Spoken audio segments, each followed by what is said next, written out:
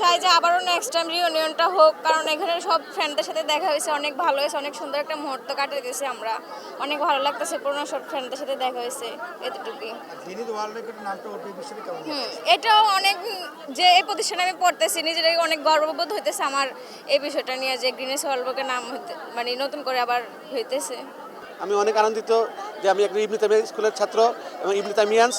আমি চাই Guinness world রেকর্ডে আমাদের স্কুলের নাম উঠুক এবং আমরা যেন গিনেস ওয়ার্ল্ডে স্থান পাই। এটার জন্য আমি অন্তর থেকে বলছি যে এটা যেন আমরা পাই। 1988 থেকে 2024 পর্যন্ত যে এত বড় রিইউনিয়ন, যে আমরা সবাই আসছি, এটা আনন্দ আপ্লুত। এখন আমরা এত বড় ইউনিয়ন সারা ওয়ার্ল্ডে গিনিস বুকে, শুধু ইন্ডিয়াতে একটা হয়েছে, আমরা এটা ক্রস করব। অলরেডি আমরা গিনিস বুকে আমাদের আজকে প্রোগ্রামের পরে আমরা ওটা সাবমিট করব। বাংলাদেশেই প্রথম গিনিস বুকে থাকবে যে এত বড় ইউনিয়ন আর হয় নাই।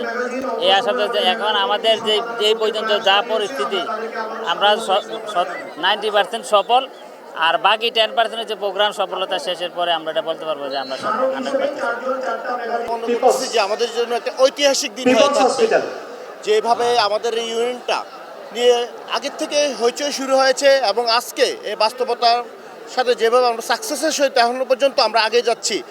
এই রিউনিয়ন একটি সাকসেসফুল প্রোগ্রাম এবং এই রিউনিয়নের মাধ্যমে আমি যেটুকু জানতে পেরেছি যে আমরা এখানে সারা ওয়ার্ল্ডের মধ্যে গিনেস বুকে আমাদের এই রিউনিয়নের এটা ছড়ায় যাচ্ছে। আসলে এই রিউনিয়নের জন্য আমরা যারা প্রাক্তন ছাত্রছাত্রী ছিলাম, আমাদের শিক্ষকরা ছিল, সবার আন্তরিকতার কারণে আজকে এই সুন্দর একটি আমরা রিউনিয়ন আয়োজন করতে পেরেছি।